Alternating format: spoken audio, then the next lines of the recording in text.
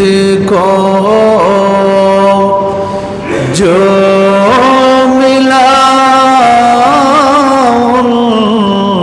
से मिला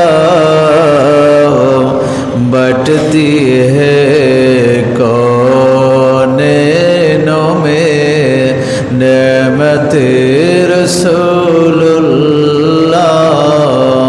की अल्लाहुम्मा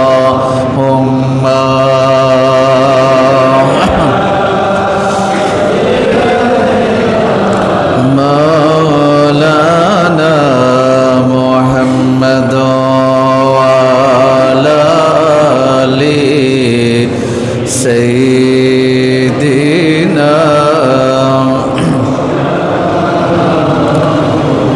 बिस्मिल्लाहिर रहमानिर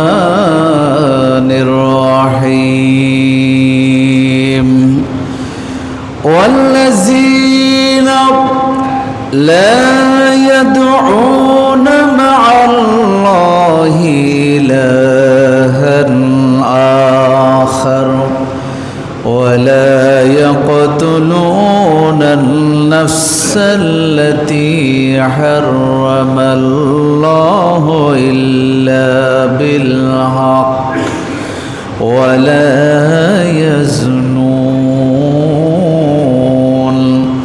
ومن يفعل ذلك يلقى أثاما صدق الله مولانا العظيم وبلغنا رسوله النبي الحبيب الكريم পবিত্র রমজানুল মুবারকের চতুর্থ জুমার নামাজ আদায় করবার উদ্দেশ্যে আগত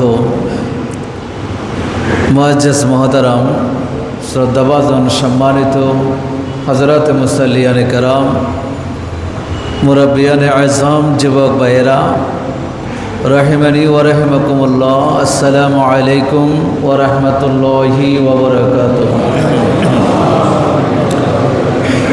মহান রব্বুল আলামিনের পবিত্র দরবারে লক্ষ কোটি শুকরিয়ার সাজদা আদায় করছি যে মহান রব্বুল আলামিন আহকামুল হাকিমিন দয়া করে মেহেরবানি করে আমাদেরকে যথাসময়ে তার বাইতুল্লাহর মধ্যে এসে উপস্থিত হওয়ার জন্য সুযোগ দান করেছেন।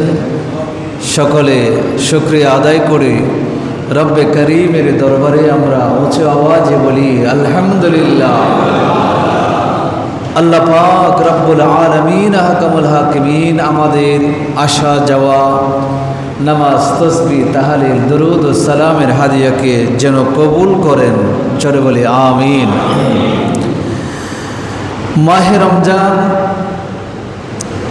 এটাকে আল্লাহর হাবিব সাল্লাল্লাহু আলাইহি ওয়াসাল্লাম তিনটি স্তরে বিভক্ত করে দিয়েছেন।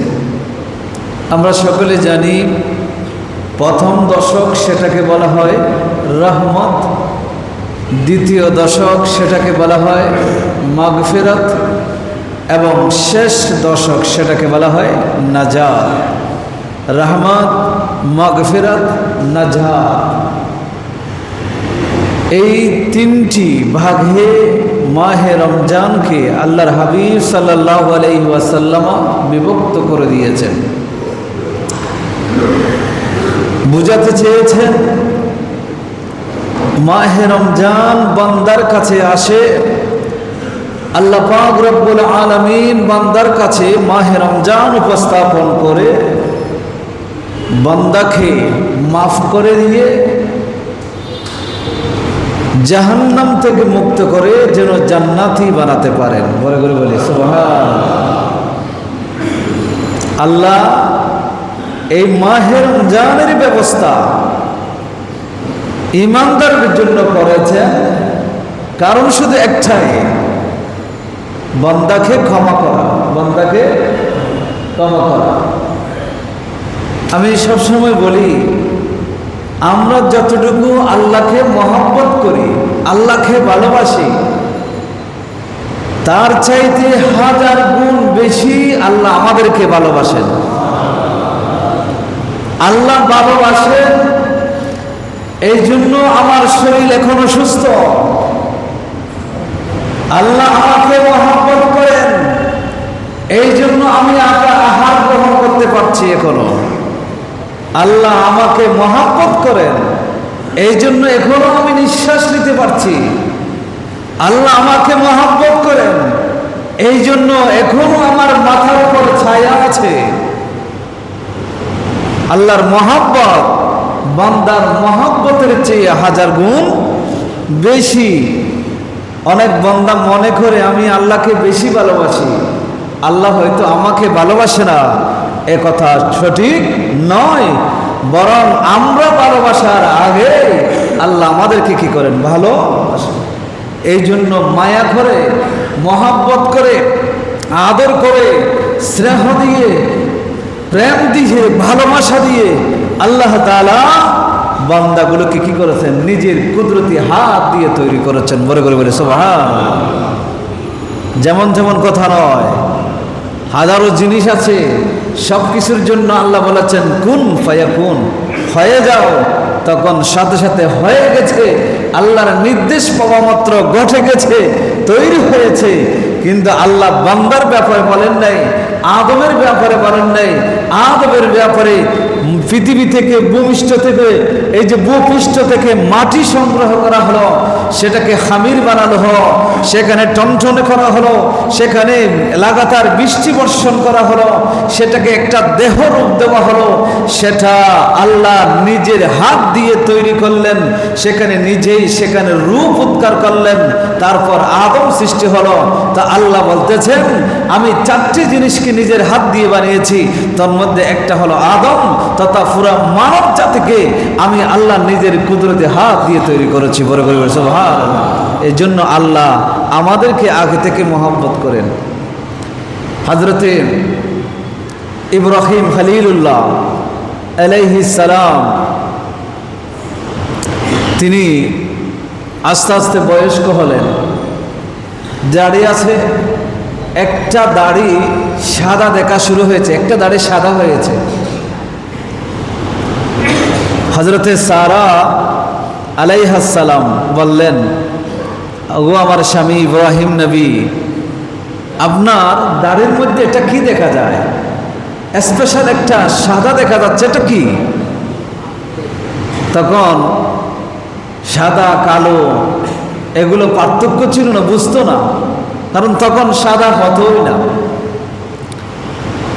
তখন ইব্রাহিম ইসলাম বলছে কোথায়? বলে দাড়িতে। তখন ইব্রাহিম ইসলাম দাড়িটাকে ধরলেন, ধরে তুলে ফেলবেন, মানে একটা সাদা দাড়ি, এটা ভিন্ন কালার, এটা তুলে ফেলতে হবে। তুলে ফেলার জন্য ইব্রাহিম আলাইহিস সালাম ধরলেন। আল্লাহ ডাক দিলেন, নাই ইব্রাহিম, খবরদার, এই সাদা দাড়ি মুখ থেকে কি করে না তুলে ফেলো। বলে কারণ হলো এটা সম্মানের প্রতীক। এটা কিসের প্রতীক? সম্মানের প্রতীক। বান্দার চেহারার দাড়ি যখন আস্তে আস্তে সাদা হয়, কালো থেকে যখন রূপান্তরিত হয়, তখন আল্লাহ বলছেন নবী আপনি আপনার উম্মতকে বলে দেন আমি ওই বান্দাদেরকে সম্মানের চোখে দেখি, তাদেরকে শাস্তি দিতে আমার লজ্জা হয়, তাদের অপরাধ করলে আমার লজ্জা হয়, তাদেরকে আমি দেখে লজ্জিত হই, তাদের সম্মান আমার কাছে দ্বিগুণ বেড়ে যায়, তারা আমার কাছে সম্মানিত বান্দা হিসেবে আমার কাছে মর্যাদা লাভ করে। বড় বড় বলি সুবহানাল্লাহ। ইব্রাহিম আলাইহিস সালামকে আল্লাহ বললেন, ইব্রাহিম এটা আপনার সম্মানের প্রতীক। বান্দাকে আল্লাহ সম্মান করে, বান্দাকে আল্লাহ সম্মান দেওয়ার জন্য, বান্দাকে আল্লাহ ক্ষমা করার জন্য, বান্দাকে আল্লাহ গুনাহ থেকে মুক্ত করার জন্য, বান্দাকে আল্লাহ নাজাত দেওয়ার জন্য, বান্দা যেন এই যে আল্লাহর কুদরতি হাতের তৈরি বান্দা জাহান্নামে যাবে এটা আল্লাহ সহ্য করতে পারে না। এই জন্য আল্লাহ যুগে যুগে নবী পাঠিয়েছেন, কত চেষ্টা করেছেন মানুষকে হেদায়েত করার জন্য, সৎ পথে আনার জন্য। আল্লাহ চায় না কোনো বান্দা জাহান্নামে যাক, আগুনে প্রজ্বলিত হোক, এটা আল্লাহ চায় না। এই জন্য আল্লাহ তাআলা প্রতি বছর 11 মাস পরে মাহে রমজানের আগমন ঘটান, যাতে আল্লাহ বান্দাগুলোকে ক্ষমা করে দিতে পারেন। বড় করে বলে সুবহানাল্লাহ।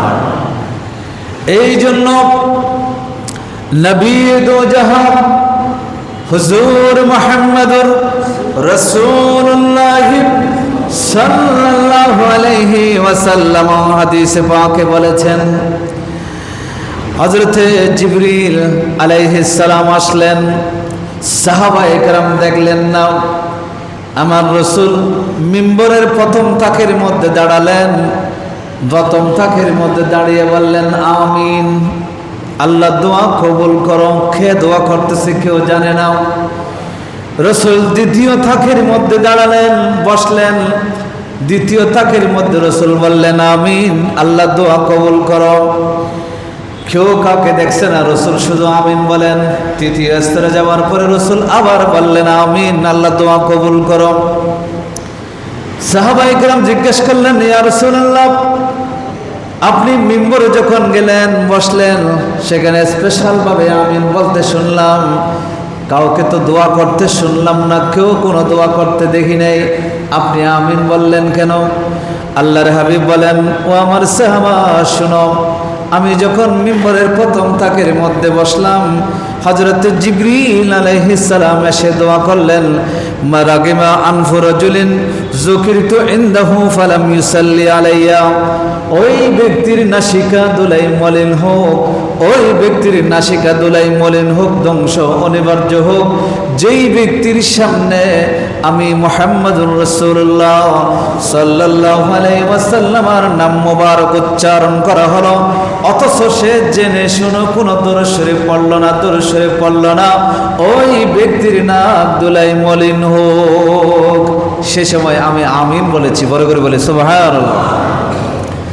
দ্বিতীয় জায়গায় যাওয়ার পরে জিবরিল দোয়া করলেন, রাগিমা আনফু রাজুলিন, ওই ব্যক্তির নাক দুলাই মলিন হোক, ওই ব্যক্তির জন্য ধ্বংস অনিবার্য, যেই ব্যক্তি মাহে রমজানের মতো রমজান মাস পেল, শরীর সুস্থ ছিল, স্বাভাবিক ছিল, সব কিছু ঠিকঠাক ছিল, মাহে রমজানের রোজা রাখার সামর্থ্য ছিল, মাহে রমজানের রোজাগুলো পেল, রোজা পাওয়ার পরে মাহে রমজানের রোজা তার থেকে বিদায় নিল, কিন্তু সে ক্বাবলা আন ইউগফারা লাহু, সে নিজেকে মাফ করাতে পারে না। মাহে রমজানের রোজা চলে গেল, কিন্তু নিজেকে কি করাতে পারে নাই? মাফ করাতে পারে নাই, নিজের গুনাহ ক্ষমা করাতে পারে নাই। সেই ব্যক্তির জন্য বদদোয়া করলো জিবরিল। এই জন্য আমি বললাম আমিন, আমি বললাম আমিন, রাসূলের দোয়া কবুল। তৃতীয় নম্বরে রাসূল বলেন, জিবরিল দোয়া করলেন ওই ব্যক্তির জন্য যেই ব্যক্তি মা এবং বাবা দুইজনকে বার্ধক্য অবস্থায় খেদমত করার জন্য পেল। অপর বর্ণনায় তিরমিজির বর্ণনায় এসেছে, অথবা যে কোনো একজনের খেদমত করার জন্য পেল, খেদমত করার সুযোগ হলো, খেদমত করে করে জান্নাতের মালিক হওয়ার সুযোগ ছিল, কিন্তু ওই সন্তান অবাধ্য হওয়ার কারণে, নাফরমান হওয়ার কারণে মা বাবার খেদমত করে নাই, বরং মা বাবার সাথে নাফরমানি করেছে। হযরতে জিবরিল দোয়া করলেন, সেই ব্যক্তির নাসিকা দুলাই মলিন হোক, সেই ব্যক্তি ধ্বংস হয়ে যাক। আমার রাসূল বলেন, আমি মিম্বরের তৃতীয় স্তরে বসে ওই জিবরিলের দোয়ার মধ্যে আমিন বলে দিয়েছি। ওই সমস্ত সন্তানের বিরুদ্ধে রাসূল আমিন বলেছেন। তা আমি যে কথাটা বলতে যাচ্ছি, হাদিসে তিনটি কথা এসেছে, মাঝখানের কথাটা হচ্ছে আমাদের মাহে রমজান আসলো বান্দাকে ক্ষমা করার জন্য, তা আল্লাহর হাবিব এর কাছে জিবরিল দোয়া করেছেন, আল্লাহর হাবিব আমিন বলেছেন। মাহে রমজান চলে গেল, বান্দা নিজেকে ক্ষমা করাতে পারে নাই, নিজের গুনাহ মাফ করাতে পারে নাই, নিজে তওবা করে নিষ্পাপ হতে পারে নাই, তাহলে সেই বান্দা হচ্ছে পৃথিবীর মধ্যে সবচাইতে নিকৃষ্ট, সেই বান্দা হলো পৃথিবীর জমিনে সবচাইতে ঘৃণিত। সেই বান্দা আর কোনোদিন নিজেকে মাফ করাতে পারবে তার কোনো নিশ্চয়তা নাই, আর সে যে জাহান্নাম থেকে নিজেকে মুক্ত করতে পারবে তার কোনো নিশ্চয়তা নাই। আল্লাহ আমাদেরকে নিজেকে মাফ করার মতো সেই ব্যবস্থা করা, সেই ধরনের পরিবেশে থাকা আল্লাহ তৌফিক দান করুন, সকলে বলি আমিন। এই যে ক্ষমা, এটা চারটিখানি কথা নয়, বিশাল এক নিয়ামত, আল্লাহর কাছ থেকে ক্ষমা পেয়ে যাওয়া। হযরতে আমির হামজা, আমরা চিনি রসুলের অত্যন্ত প্রিয় একজন চাচা। 40 জন প্রথম সারিতে যে মুসলিম হয়েছিল, সেই 40 জনের অন্যতম ছিল হযরতে আমির হামজা রাদিয়াল্লাহু তাআলা আনহু। উমর রাদিয়াল্লাহু তাআলা আনহু যেই দিন ইসলাম গ্রহণ করেছিলেন, সেই দিন মক্কা নগরীতে নারায়ে তাকবীর আর নারায়ে রিসালাতের স্লোগান হয়েছিল। উন্মুক্তভাবে প্রকাশ্যে ইসলামের সেই স্লোগান হয়েছিল। সেই দিন 2 লাইনে 2টি রেলিতে বিভক্ত ছিল সাহাবায়ে কেরাম, 40 জন সাহাবা, মাঝখানে নবী ছিলেন। 2 লাইনে বিভক্ত ছিলেন, এক লাইনের সামনে হযরত উমর ইবনুল খাত্তাব ছিলেন, আরেক লাইনের সামনে হযরতে আমির হামজা ছিলেন। বড় করে বলে সুবহানাল্লাহ। যেমন বীর পুরুষ ছিলেন, শক্তিশালী ছিলেন, সাহসওয়ালা ছিলেন, এমন একজন আমির হামজা উহুদের যুদ্ধে যখন তিনি গিয়েছেন, সেই আমির হামজা রাদিয়াল্লাহু তাআলা আনহুকে একজন কাফেরদের কৃতদাস গোলাম ওয়াহশী ইবনে হারব নামক একজন গোলাম আমির হামজাকে হত্যা করেছিল। বড় করে বলি নাউযুবিল্লাহ। আল্লাহ রাসূল সাল্লাল্লাহু আলাইহি ওয়াসাল্লাম সবচেয়ে বেশি কষ্ট পেয়েছিলেন, কারণ অত্যন্ত প্রিয় একজন চাচা, আত্মীয় সাথে সাথে চাচা, রক্তের সম্পর্ক, এরকম একজন চাচাকে হারিয়েছেন। ওয়াহশী ইবনে হারব নামক একজন কৃতদাস সেই আমির হামজাকে হত্যা করেছিল। আল্লাহর হাবিব সাল্লাল্লাহু আলাইহি ওয়াসাল্লাম মক্কা বিজয় হওয়ার পরে সম্ভব হযরত আব্দুল্লাহ ইবনে আব্বাস রাদিয়াল্লাহু তাআলা আনহু হাদিস বর্ণনা করছেন, এই ওয়াহশী ইবনে হারবের কাছে ইসলামের দাওয়াত পাঠানো। ওয়াহশী ইবনে হারবের কাছে, যে ওয়াহশী ইবনে হারব আল্লাহ রসুলের কলিজায় আঘাত করেছিল, রসুল কষ্ট পেয়েছিলেন, কিন্তু তার কাছে ইসলামের দাওয়াত, আল্লাহর হাবিব তার কাছেও ইসলামের দাওয়াত দিয়েছেন। হযরত আব্দুল্লাহ ইবনে আব্বাস বলেন, আল্লাহর হাবিব সাল্লাল্লাহু আলাইহি ওয়াসাল্লাম ওয়াহশী ইবনে হারবের কাছে ইসলামের দাওয়াত দিলেন, মানুষ পাঠালেন, ওয়াহশী ইবনে হারব তুমি ইসলাম গ্রহণ করো।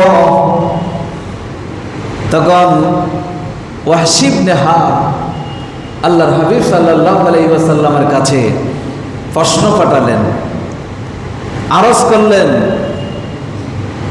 ইয়া রাসূলুল্লাহ, আপনি আমাকে বলছেন ইসলাম গ্রহণ করার জন্য, কিন্তু আপনার ইসলাম বলছে ওয়াল্লাযীনা লা ইয়াদউনা মা'আল্লাহি ইলাহান আখার ওয়া লা ইয়াকতুলুনা আন-নাফসা আল্লাতী হারামাল্লাহু ইল্লা বিল হক, আল্লাহর সাথে যারা শিরিক করবে না, অন্যায়ভাবে কাউকে হত্যা করবে না, এবং যারা গুনাহ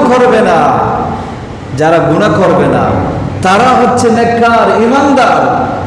পরোক্ষভাবে যারা এই কাজগুলো করবে, যারা শিরিক করবে, অন্যায়ভাবে কাউকে হত্যা করবে, যারা ব্যভিচারে লিপ্ত হবে, এই কাজগুলো যারা করবে, আপনার কোরআন বলছে তাদেরকে জাহান্নামের সেই শাস্তিতে নিক্ষেপ করা হবে, তারা শাস্তির মুখোমুখি হবে। শুধু তাই নয়, ইউদাআফ লাহুল আযাব ইয়াউমাল কিয়ামাতে ওয়া ইয়াখলুদ ফীহি মুহানা, সেই আযাবগুলোকে কিয়ামতের ময়দানে দ্বিগুণ করে দেওয়া হবে, এবং সেই জাহান্নামের মধ্যে লাঞ্ছিত অবস্থায় তারা সেখানে অবস্থান করবে। তাহলে আপনার ইসলাম বলছে যারা হত্যা করে, অন্যায়ভাবে কাউকে হত্যা করে, আল্লাহর সাথে শিরিক করে, জিনা করে, এগুলোর জন্য তাদেরকে কিয়ামতের ময়দানে শাস্তি দেওয়া হবে, দ্বিগুণ শাস্তি তাদেরকে দেওয়া হবে, এবং তারা লাঞ্ছিত অবস্থায়, অপমানিত অবস্থায় জাহান্নামে থাকবে। এটা আপনার কোরআন বলছে, আর আপনি আমাকে বলতেছেন ইসলাম গ্রহণ করার জন্য। এই যে আচরণগুলোর কথা কোরআনে বলা হয়েছে, সেগুলো আমার দ্বারা সবগুলো হয়েছে। আমি শিরিকও করেছি, অন্যায়ভাবে মানুষকে হত্যাও করেছি, জেনাও করেছি, তাহলে সবগুলো তো আমার জীবনে ছিল, তাহলে আমার কি অবস্থা হবে আগে সেটার জবাব দেন, তারপর আমি ইসলাম গ্রহণ করব। বড় করে বলি সুবহানাল্লাহ। ওয়াহশী ইবনে হারব রাসূলের কাছে সেই প্রস্তাব পাঠালেন। আল্লাহর হাবিব সাল্লাল্লাহু আলাইহি ওয়াসাল্লাম সেই প্রশ্নগুলো শোনার পরে চুপ থাকলেন, নীরব হয়ে গেলেন। ফাআনজালাল্লাহু, আল্লাহ তাআলা সাথে সাথে কোরআনের আয়াত নাযিল করে জানিয়ে দিলেন, ইল্লা মান তাবা ওয়া আমানা ওয়া আমিলা সালিহান ফাউলাইকা ইউবাদদিলুল্লাহু সাইয়্যাতিহিম হাসানাত। আল্লাহ তাআলা বলেন, এই সমস্ত কাজগুলো যারা করবে, শিরিক যারা করবে, অন্যায়ভাবে কাউকে যদি হত্যা করে ফেলে, জেনার মতো জঘন্য কাজের মধ্যে কেউ যদি লিপ্ত হয়ে যায়, আল্লাহ বলেন এরপরে যদি তওবা করে, কেউ যদি সেখান থেকে সৎ পথে যদি ফিরে আসে, তওবা নামক তওবাতে নসুহা নামক তওবা যদি তারা করে, আল্লাহ তাআলা বলেছেন তার অতীতের যত খারাপ কাজ ছিল সবগুলোকে আল্লাহ হাসানা, ভালো কাজে পরিণত করে দিবেন। সুবহানাল্লাহ। অতীতের সমস্ত খারাপ কাজগুলোকে আল্লাহ নেকিতে ভালো কাজে পরিণত করবেন।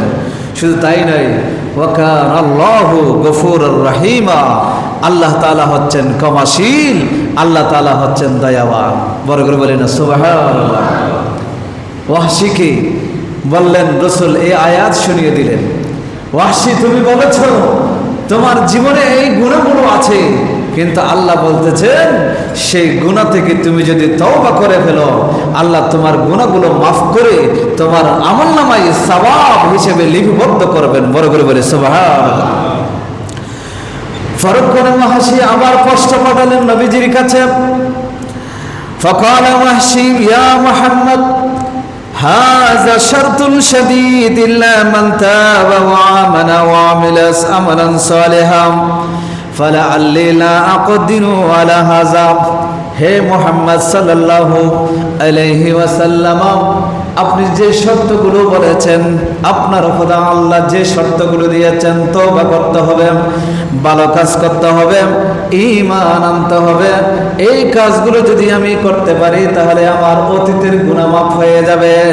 কিন্তু আমি দেখতেছি এই শর্তগুলো অনেক কঠিন শর্ত, কারণ আমি ঈমান আনার পরে, ইসলাম গ্রহণ করার পরে তওবা করতে পারবো কিনা জানি না, ভালো কাজ করতে পারবো কিনা সেটা আমার কোনো নিশ্চয়তা নেই, এর সাথে সাথে হয়তো আমার মৃত্যু হতে পারে। সুতরাং আপনার দেওয়া কথাগুলো অনেক কঠিন শর্ত, এই শর্তগুলো আমি ওয়াহশী মানতে পারবো না। ওয়াহশী বলে, আমি এগুলো মানতে পারবো না, এই যে কঠিন শর্ত। এই কথা বলার পরে নবীজির কাছে সেই কথাগুলো জানিয়ে দেওয়া হলো। আল্লাহর হাবিব সাল্লাল্লাহু আলাইহি ওয়াসাল্লাম চুপ থাকলেন, নীরব হয়ে গেলেন। ফাআনজালাল্লাহু আযজা ওয়া জাল্লা, আল্লাহ তাআলা সাথে সাথে আরেকটা আয়াত নাজিল করে দিলেন। ওয়াহশীকে জানিয়ে দেন হাবিব, আপনি ওয়াহশীকে কথাগুলো জানিয়ে দেন। আল্লাহ বলছেন, ইন্নাল্লাহা লা ইয়াগফিরু আন ইউশরাকা বিহি ওয়া ইয়াগফিরু মা দুনা যালিকা লিমান ইয়াশা। আল্লাহ বলছেন, ইসলাম গ্রহণ করার পরে শিরিক ছাড়া যত গুনাহ হবে সব গুনাহ আল্লাহ মাফ করে দিবেন। বড় করে বলি সুবহানাল্লাহ। আল্লাহর সাথে শরীক করা ছাড়া যত গুনাহ হবে সব গুনাহগুলো আল্লাহ মাফ করে দিবেন, তবে শিরিকের গুনাহ মাফ করবেন না। এই আয়াত নবীজিকে জানিয়ে দিলেন।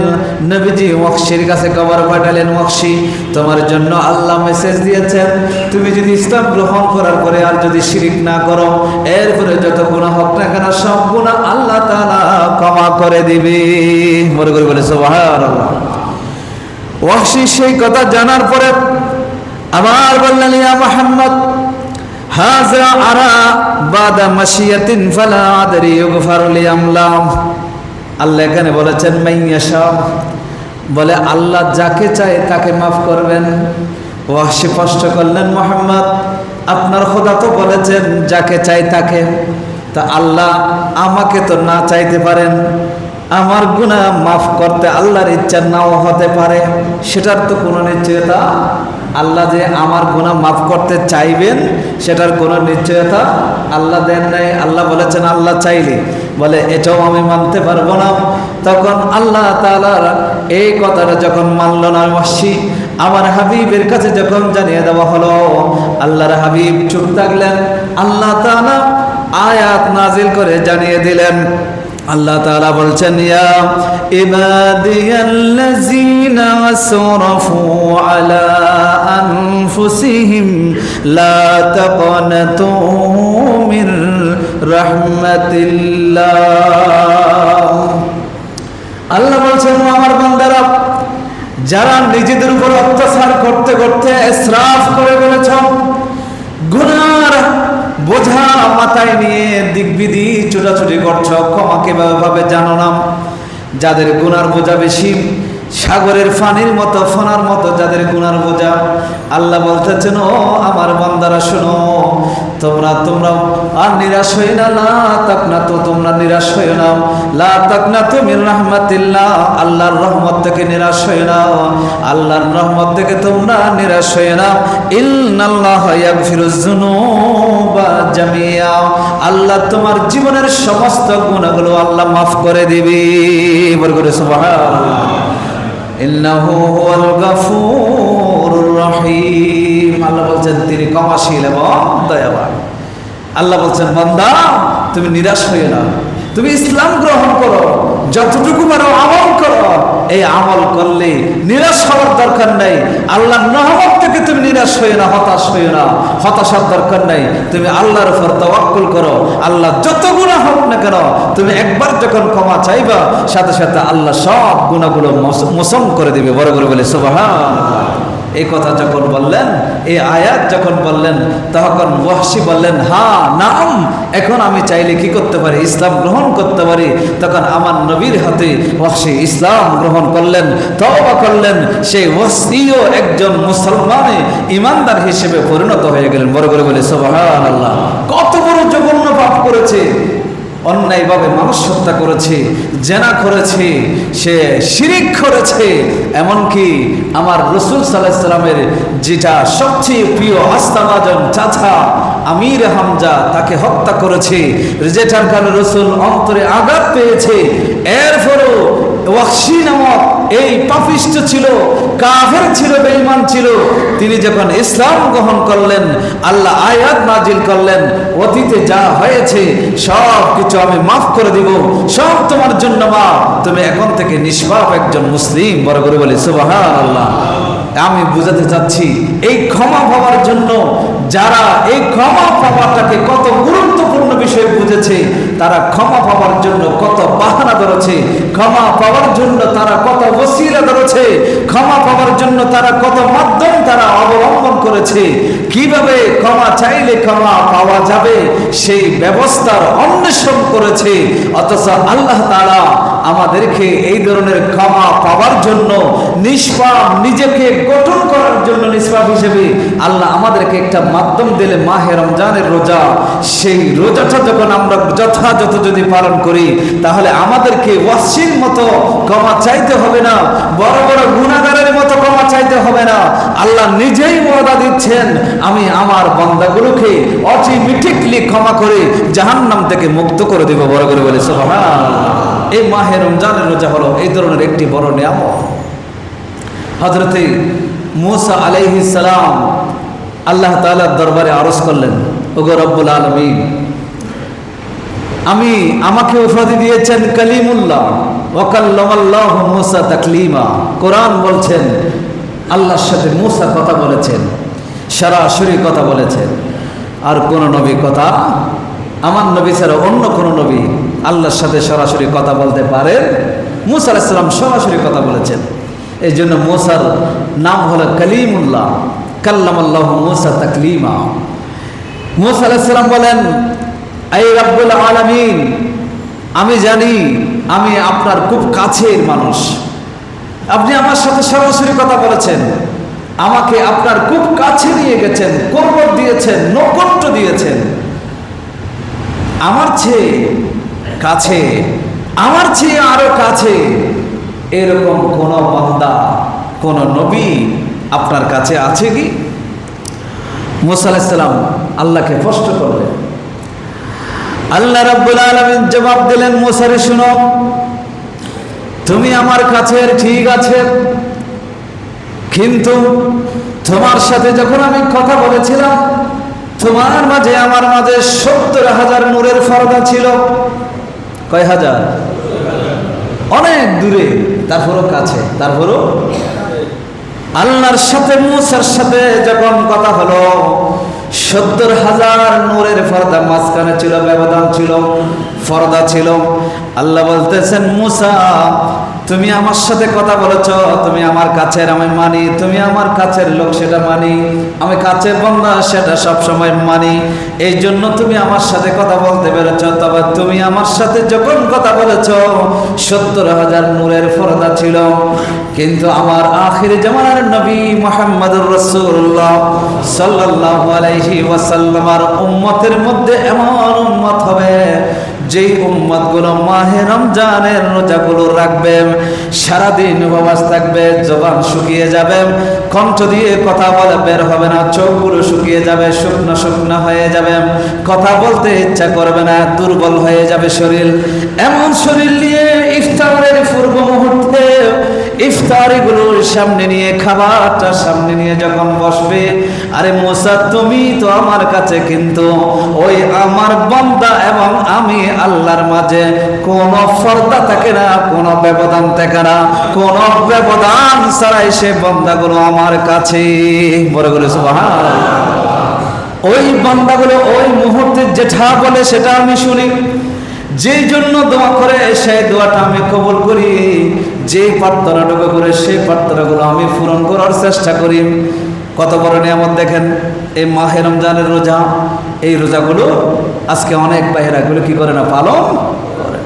আল্লাহ সবাইকে তৌফিক দান করে, সকলে বলি আমিন। আজকে হতে পারে আজকে আমাদের জীবনের শেষ জুমাও হতে পারে, কারণ রোজা 30টা হলে আগামী জুমাতুল বিদা হবে, আর যদি 29টা হয়ে যায় তাহলে আজকে জুমাতুল বিদা, শেষ জুমা। আগামী বছর রোজা পাবো কিনা তার কোনো নিশ্চয়তা নাই। এই জন্য তো হাদিসে বলেছে, যে রোজা চলে গেল নিজেকে মাফ করিয়ে নিতে পারে নাই, তার জন্য অভিশাপ, তার উপর অভিশাপ, তার নাক দুলে মলিন হোক। কেন বলল? এই জন্য বলেছেন, কারণ তুমি এই রোজা চলে যাওয়ার পরে আবার যে রোজা পাবে সেটার কোনো নিশ্চয়তা। তো রোজা পাইলে না তুমি ক্ষমা করাতে পারবে নিজেকে, গুনাহ মাফ করাতে পারবে। রোজা এখন যেটা পেয়েছ ওটাই হচ্ছে আমাদের জন্য সবচেয়ে মূল্যবান সময়, মূল্যবান সম্পদ। এই জন্য সেটা বলা হয়েছে। বান্দা কখন বুঝবে, আল্লাহর বান্দা কখন বুঝবে, সেটা আমার তো বুঝে আসতেছে না। কখন বুঝবে তারা? যারা রোজা রাখে না, ইবাদত বন্দেগী করে না, নিজেকে ক্ষমা করার জন্য চেষ্টা করে না, মনে করে যে 15 দিন 20 দিন 21 দিন তারাবিতে শরীক ছিলাম, বাস নিজেই অনেক কিছু অর্জন করে ফেলেছি, আবার সেই অর্জনটাকে এবার আনন্দ করার জন্য এবার ঈদের মার্কেট নিয়ে আমরা ব্যস্ত, সেই জায়গার মধ্যে চলে গেছি।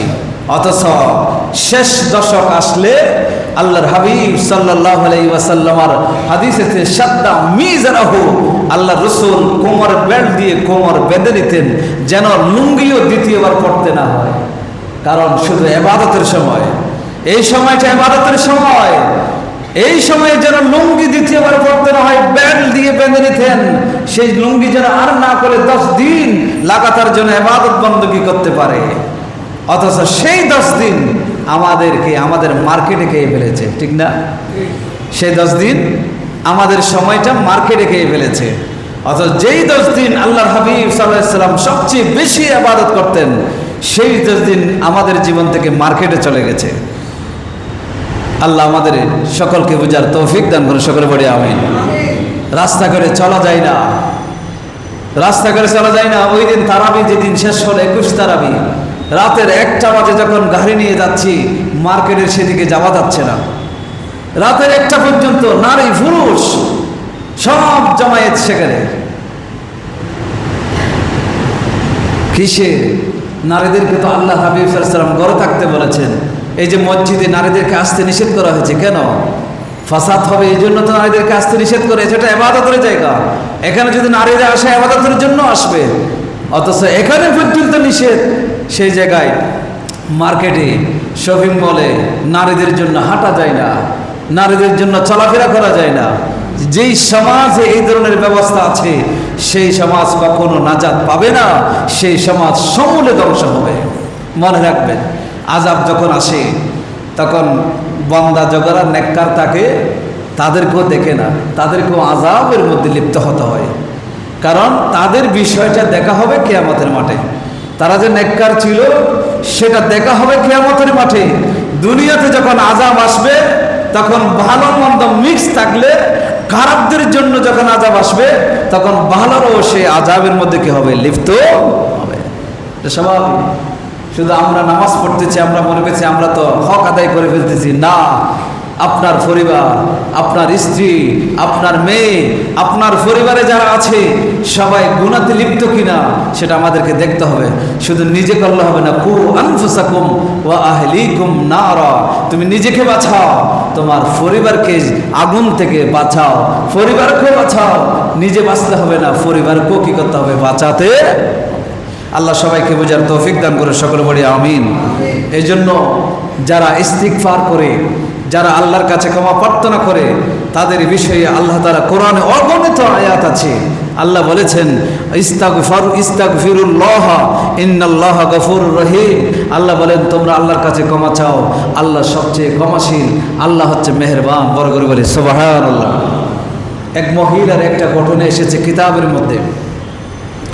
এক মহিলা বলেন, আমার বয়স 30 ছিল, 30 বছর বয়সে আমার 5 জন সন্তান ছিল, ছেলে মেয়ে মিলে 5 জন সন্তান ছিল। ওই অবস্থায় আমার স্বামী মারা যায়।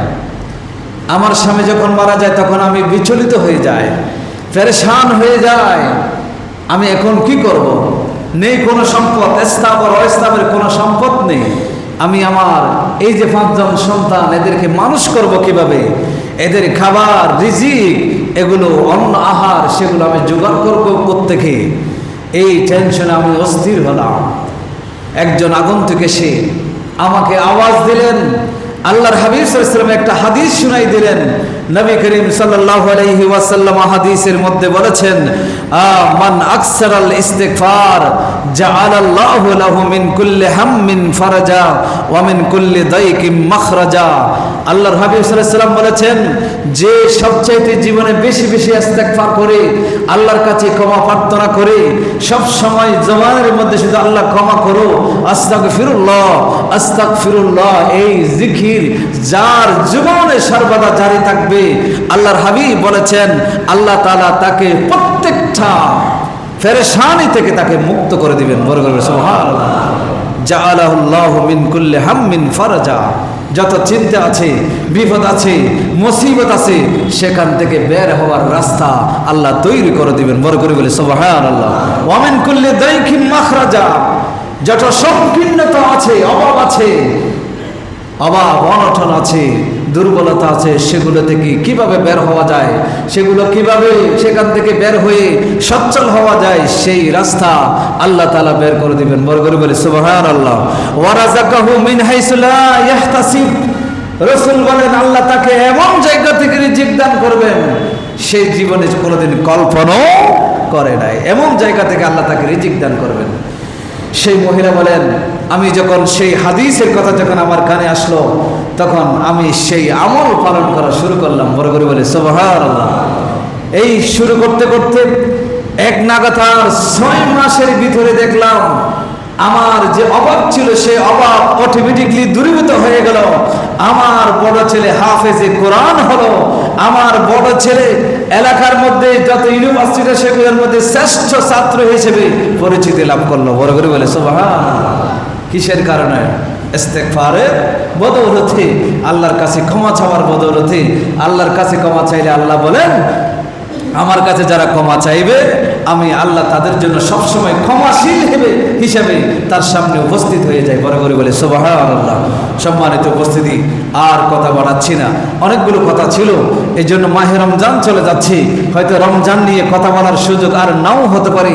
মাহে রমজান যদি চলে যায় আমরা নিজেকে কতটুকু মাফ করিয়ে নিতে পেরেছি এটা আজ থেকে চিন্তা করবেন।